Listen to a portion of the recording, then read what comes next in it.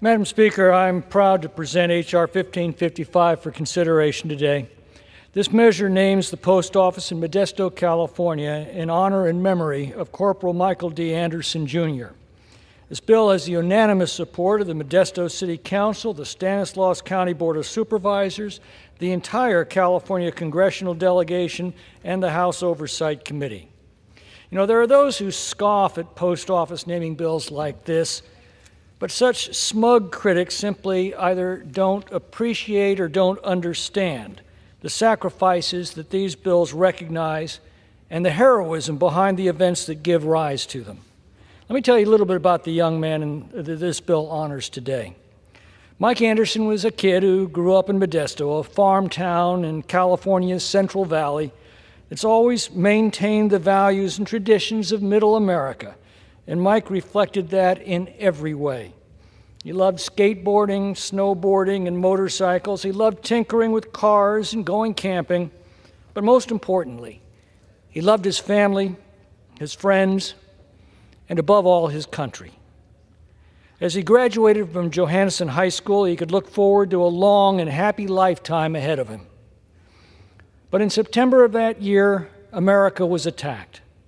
And without hesitation, he stepped forward to defend his country and all that it stands for, the simple freedoms and uniquely American values that produce model towns like Modesto and model citizens like Mike Anderson. He enlisted in the United States Marine Corps, where he quickly distinguished himself. He became a member of the Fleet Anti-Terrorism Security Teams, or FAST Company, an elite Marine Corps team designed to fight terror around the world.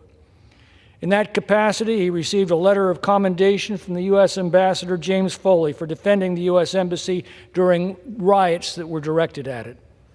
In September 2004, Corporal Anderson deployed to Iraq to participate in Operation Iraqi Freedom, where he was assigned to the 3rd Battalion, 5th Marine Regiment, 1st Marine Division of the 1st Marine Expeditionary Force.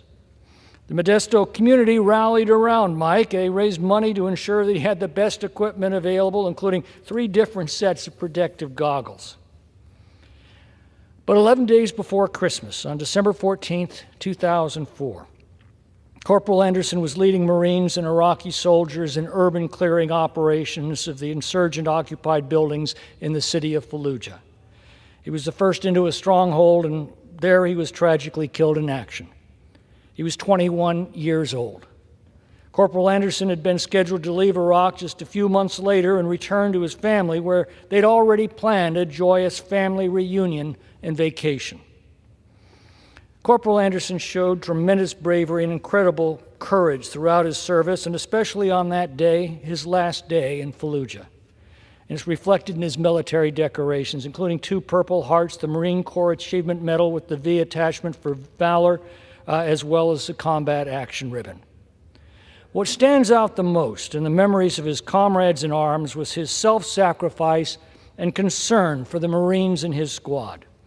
His father remembers he was more worried about telling me about one of the guys in his unit first. Before telling me about what happened to him, he felt that since he was a squad leader, he had to take care of his men first.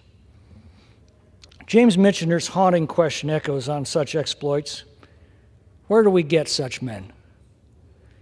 Well, we get them from little towns like Modesto. We get them from loving families like the Andersons. Decent young men and women with promising futures who are willing to leave the safety and comfort of hearth and home when their country needs them, and to step into harm's way to protect their families, their neighbors, their countrymen, and above all, the cause of freedom. A more important question is, what would we do without them? A few feet from here in the Capitol Rotunda is a fresco called The Apotheosis of Washington. It depicts General Washington in uniform ascending to the heavens, flanked by victory and freedom, and surrounded by the essence and fruits of a free nation. And in that depiction, Washington beckons. And from little towns like Modesto, California, decent young men and women with happy lives and promising futures, like Mike Anderson, Jr., have answered his call.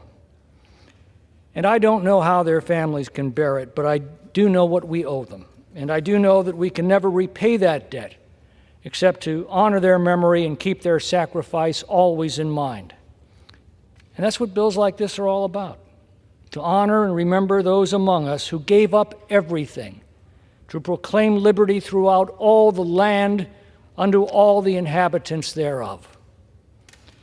Madam Speaker, the people of Modesto, California, and the family of Corporal Anderson, his parents, Angie and Michael Sr., as well as his two little sisters, Callie and Allie, and a grateful nation, asked that the post office of his hometown be named to honor and memorialize the life, service, patriotism, heroism, and ultimate sacrifice of Corporal Michael D. Anderson, Jr., United States Marine Corps. I yield back.